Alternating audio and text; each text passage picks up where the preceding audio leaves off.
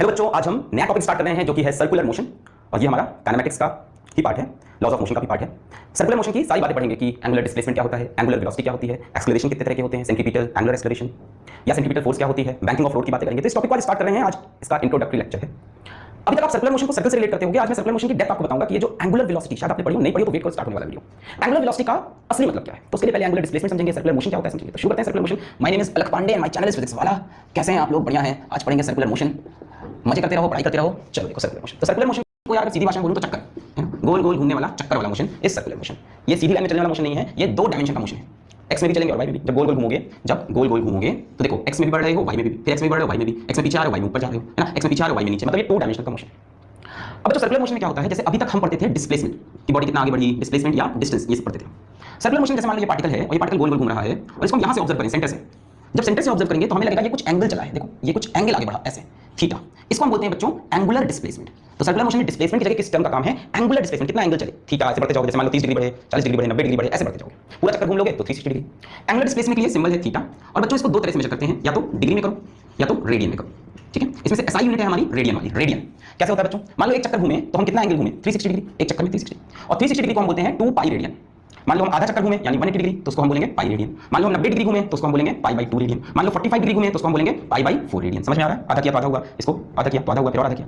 जैसे मान लो हम 60 डिग्री घूमे, 180 का 1/3, तो पाई के टर्म्स में कितना हो जाएगा, पाई बाई 3। मान लो हम 30 डिग्री घूमे, इसका भी आधा, तो रेडियंस में कितना हो जाएगा, पाई बाई 6 इसका आधा। तो यहां मैंने डिग्री में बताया, इधर मैंने रेडियन में बताया। तो एसआई यूनिट क्या है इसकी, रेडियन है।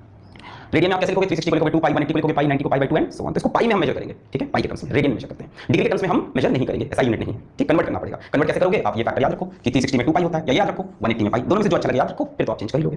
अच्छा, अब बात आती है कि ये जो हमारा टर्म है एंगुलर डिस्प्लेसमेंट, ये कैसा टर्म है, ये हमारा स्केलर है कि वेक्टर है। तो बच्चों एंगुलर डिस्प्लेसमेंट एक वेक्टर क्वांटिटी है, ध्यान रहे, एंगुलर डिस्प्लेसमेंट एक वेक्टर क्वांटिटी है। और बच्चों ये एक्सियल वेक्टर है, ओए होए, एक्सियल वेक्टर, एक्सियल वेक्टर मतलब एक्सिस के अलोंग है।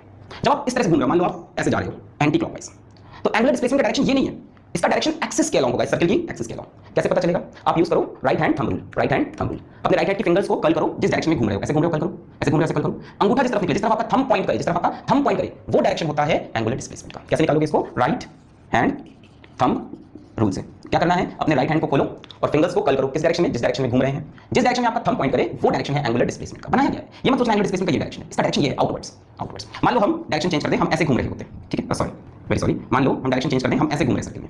अब एंगुलर डिस्प्लेसमेंट का डायरेक्शन क्या होगा, आप राइट हैंड लो, फिंगर्स को कर्ल करो, फिंगर्स को कर्ल, थंब किधर जा रहा है, इनवर्ड्स। तो देखो ऐसे कर्ल किया, थंब किधर गया, इनवर्ड्स। तो एंगुलर डिस्प्लेसमेंट का डायरेक्शन क्या होगा, इनवर्ड्स। कैसा वेक्टर है, एक्सियल, एक्सिस के अलोंग आता है, ठीक है। निकालने का तरीका समझ में आ गया, बहुत बढ़िया। एंगुलर डिस्प्लेसमेंट यूनिट क्या है, रेडियन। अगर डायमेंशन की बात करें कि एंगुलर डिस्प्लेसमेंट का डायमेंशन क्या है बच्चों, तो मैं आपको बताऊं, इसका डायमेंशन है m0, l0, t0। ये डायमेंशनलेस क्वांटिटी है ना। एंगुलर डिस्प्लेसमेंट ऐसी क्वांटिटी है जिसके पास यूनिट तो होती है रेडियन, पर डायमेंशन नहीं होता, बड़ी रेयर क्वांटिटी है। यूनिट तो है पर डायमेंशन नहीं है, नो डायमेंशंस, डायमेंशनलेस क्वांटिटी। चलिए इतनी बात क्लियर हो गई, बहुत बढ़िया। कैसे मेजर करते हैं समझ में आ गया, बहुत बढ़िया। अब बच्चों बात करते हैं कि इसका वो लीनियर डिस्प्लेसमेंट के साथ या लीनियर डिस्टेंस के साथ क्या रिलेशन है। जैसे मान लो ये सर्कल बनाया मैंने, ये मेरा पार्टिकल है, ये चलकर यहां पहुंचा, ठीक है, सेंटर के रिस्पेक्ट में कितना आगे चला गया, मान लो थीटा एंगल। ये पार्टिकल देखो दो तरह के डिस्प्लेसमेंट ले रहा है, एक तो ये चल रहा है ऐसे, देखो इसको तुम क्या बोलोगे, लीनियर डिस्प्लेसमेंट। क्या बोलोगे, लीनियर डिस्प्लेसमेंट।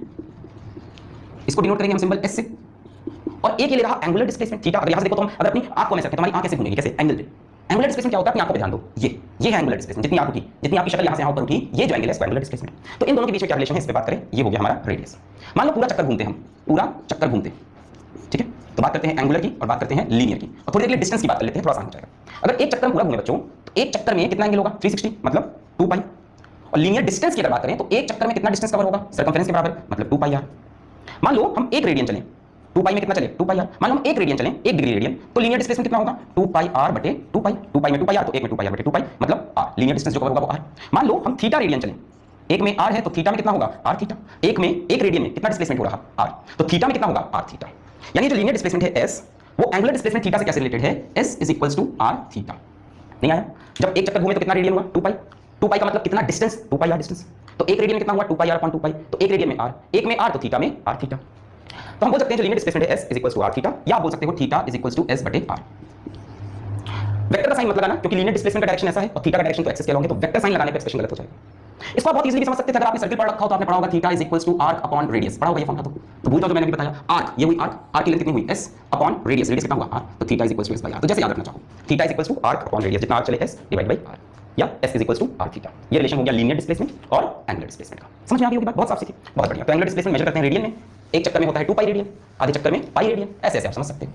अच्छा, अब जैसे कि आप लीनियर जब पूरी ज्योमेट्री पढ़ रहे थे, जब linear motion in 1D motion in 2D पढ़ रहे थे, तब हम बात करते थे वेलोसिटी की, है ना। और वेलोसिटी क्या होता है बच्चों, अगर हम बात करें वेलोसिटी की, तो वेलोसिटी होता था change in displacement upon change in time. यहां पे हम बात करेंगे नए टर्म की जो है एंगुलर वेलोसिटी। एंगुलर वेलोसिटी बच्चों क्या हो जाएगा, change in angular displacement upon change in time, है ना। मतलब यूनिट टाइम में कितना एंगल चल रहे हैं, जैसे हम बोलते थे यूनिट टाइम में कितना डिस्टेंस चल रहा है वेलोसिटी को, यूनिट टाइम में कितना एंगल चल रहा है। मान लो 1 सेकंड में हम चले पाई/4 तो ओमेगा हो जाएगा पाई/4। 1 सेकंड में मान लो हम चले पाई तो ओमेगा हो जाएगा पाई। 1 सेकंड में जितना एंगल कवर किया उसको बोलते हैं एंगुलर वेलोसिटी। क्या बोलते हैं, एंगुलर वेलोसिटी। जैसे मान लो ये सर्किल है, ठीक है, आप मान लो ऐसे चल रहे हो v वेलोसिटी से, r रेडियस में, a ऐसे घूम रहे हो आप, ठीक है, ओमेगा से, किससे, ओमेगा से, इसको हम बोलते हैं ओमेगा। अब ये ओमेगा जो है ना बच्चों, ये भी हमारा एक वेक्टर क्वांटिटी है, ये भी हमारा एक्सियल वेक्टर है, और इसका डायरेक्शन भी निकालते हैं राइट हैंड थंब रूल से। मान लो ऐसे घूम रहे हैं तो राइट हैंड की फिंगर्स को कर्ल करो, अंगूठा बाहर की तरफ, तो इसका डायरेक्शन बाहर की तरफ आउटवर्ड्स। मान लो उल्टा घूम रहे होते अपोजिट डायरेक्शन में, तो फिंगर्स कर्ल होती, थंब अंदर जाता, तो इसका डायरेक्शन। मतलब एंगुलर वेलोसिटी का वही डायरेक्शन होता है जो एंगुलर डिस्प्लेसमेंट का होता है। जैसे एंगुलर डिस्प्लेसमेंट का डायरेक्शन निकालता है एक्सियल वेक्टर, वैसे ही एंगुलर वेलोसिटी का। अगर बात करें बच्चों इसकी यूनिट की, तो बच्चों ऊपर थीटा है, थीटा किसमें मेजर कर रहे हो, रेडियन में, नीचे टाइम है, किसमें मेजर कर रहे हो, सेकंड में, तो इसकी एसआई यूनिट हमारी हो जाएगी रेडियन पर सेकंड। बात करें बच्चों इसके डायमेंशन की, नई क्वांटिटी है, इसलिए सब कुछ बात कर रहे हैं कि यूनिट क्या है, डायमेंशन क्या, कभी सुनी नहीं एंगुलर वेलोसिटी, नया सिंबल है। वेलोसिटी सबने सुन रखा था, displacement upon time, angular velocity angular displacement upon time, ठीक है। डायमेंशन की बात करें बच्चों तो रेडियन का कोई डायमेंशन होता नहीं, सेकंड मतलब टाइम, तो m0 l0, और टाइम नीचे है तो t की पावर -1, ये इसका डायमेंशन हो जाएगा। सेकंड नीचे की तरफ है तो t की पावर -1। कैसी क्वांटिटी है, वेक्टर क्वांटिटी है। कैसे निकलेगी, एंगुलर डिस्प्लेसमेंट अपॉन टाइम से निकलेगी। अच्छा, अब एंगुलर वेलोसिटी भी लीनियर वेलोसिटी की तरह हम डिफाइन करना चाहेंगे, तो मैं आपको चीजें याद दिलाता हूं, पुरानी वीडियोस आपने शायद देखे हो जहां पे मोशन 1D चल रहा था, कि अगर ये टाइम बहुत छोटा हो तो बच्चों वेलोसिटी हो जाती है इंस्टेंटेनियस, और फॉर्मूला बन जाता था ds/dt, है ना, जब छोटे से टाइम के लिए बात करते थे। और ये कौन सी वेलोसिटी होती थी, ये होती थी एवरेज वेलोसिटी, है ना। ये लंबे पीरियड ऑफ टाइम के लिए, ये किसी इंस्टेंट ऑफ टाइम के लिए। यही कहानी एंगुलर वेलोसिटी में लगा दूं। अगर कोई आपसे कहे एवरेज एंगुलर वेलोसिटी, तो आप बोलो delta theta upon delta T. पर अगर बहुत छोटे टाइम की बात करें, मतलब जो टाइम है वो टेंड्स टू 0 है, बहुत छोटे एक इंस्टेंट पे पूछा है कि इस समय एंगुलर वेलोसिटी कितनी है, तो उसको बोलेंगे इंस्टेंटेनियस एंगुलर वेलोसिटी, और फॉर्मूला बन जाएगा d θ/dt। ठीक, नोट कर लें इतना, पहले बहुत ही बेसिक बात कर रहे हैं हम कि एंगुलर वेलोसिटी क्या है, angular displacement upon time. Average निकालना है तो delta theta by delta T, instantaneous निकालना है तो डिफरेंशिएट कर दो विद रिस्पेक्ट टू टाइम। आइए थोड़े बहुत छोटे छोटे न्यूमेरिकल देख लेते हैं, इसमें एक ले लेते हैं, बस एक से काम बन जाएगा मेरे ख्याल से। चलो, अगर थीटा की वैल्यू है 2t² + 2, then find omega angular velocity in 2 seconds and at 2 second. दोनों अलग अलग बात है, पहला बोल रहा है 2 सेकंड में और दूसरा 2 सेकंड पे। तो पहला पार्ट देखो, ओमेगा इन 0 से लेके 2 सेकंड तक, 0 से लेके 2 सेकंड तक क्या एंगुलर वेलोसिटी है, मतलब ये तो एवरेज की बात कर रहा है। तो ओमेगा एवरेज के लिए हम क्या करेंगे भाई, हम लिखेंगे delta theta by delta T, कि 0 से 2 सेकंड में कितना एंगुलर डिस्प्लेसमेंट हुआ। तो हम क्या करेंगे, थीटा को निकाल लेंगे 2 सेकंड्स पे और थीटा को निकाल लेंगे 0 सेकंड्स पे, डिवाइड बाई टाइम कितना है 2 सेकंड्स, 2 सेकंड्स की बात है।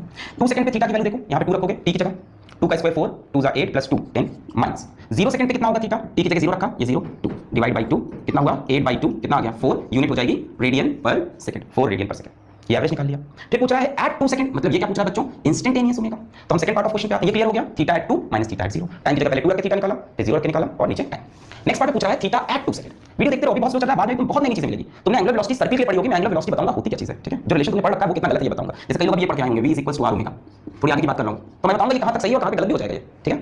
फिर से बोल रहा हूं, कोटा के नोट्स आपके पास हैं, आप यदि कोटा में पढ़ रहे हो तो मेरे वीडियोस कंपेयर कर लो उनसे, कहीं कोई पॉइंट छूट जाए तो बताना। जैसे पिछले वीडियो में बच्चे ने कमेंट कर दिया कि सर रेजोनेंस छूट गया, तो रेजोनेंस वहां का टॉपिक है नहीं, रेजोनेंस तो आगे आएगा, रेजोनेंस वहां का टॉपिक था नहीं, वहां पढ़ा है नहीं यार। अब ओमेगा एट 2 सेकंड मतलब इंस्टेंटेनियस, इंस्टेंटेनियस का फॉर्मूला d θ/dt, तो इसको डिफरेंशिएट कर दो with respect to time. 2t² का डिफरेंशिएशन बोलो, 2t, डिफरेंशिएशन नहीं आता, डिफरेंशिएशन का वीडियो देख लो, t² का 2t और 2 का डिफरेंशिएशन 0, तो कितना हो गया 4t। अब ओमेगा इंस्टेंटेनियस कब, t = 2 सेकंड पे, तो t की जगह 2 रख दो, 4 * 2 = 8 रेडियन पर सेकंड। देख लो दोनों वैल्यू अलग अलग आई थी, एवरेज की वैल्यू अलग थी और उस पर्टिकुलर इंस्टेंट की वैल्यू अलग थी, है ना। एवरेज में ओमेगा अलग आ रहा था, उस इंस्टेंट पे ओमेगा अलग था, मतलब वेरिएबल एंगुलर वेलोसिटी चेंज हो रही है समय के साथ साथ। और ये निकालने का तरीका था, इंस्टेंटेनियस में d θ/dt और एवरेज में डेल्टा θ/डेल्टा t। अच्छा, इसी क्वेश्चन को उल्टा कर सकते हैं कि आपको ओमेगा दे दें, आपसे थीटा पूछे तो वो भी आप कर सकते हो। मैं शॉर्टकट बता देता हूं बस, ओमेगा = d θ/dt, है ना। जैसे इससे कंपेयर करो, v = ds/dt।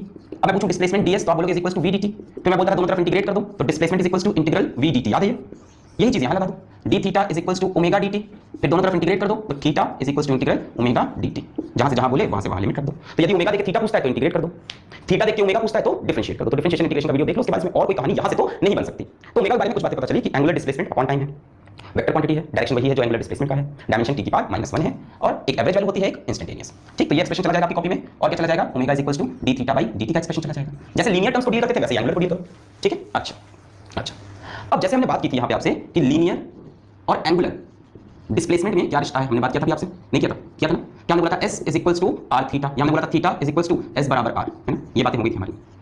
इसी तरह से जिस तरह से आपने लीनियर और एंगुलर डिस्प्लेसमेंट के बीच में रिश्ता निकाला है, वैसे ही आप रिश्ता निकालो लीनियर वेलोसिटी और एंगुलर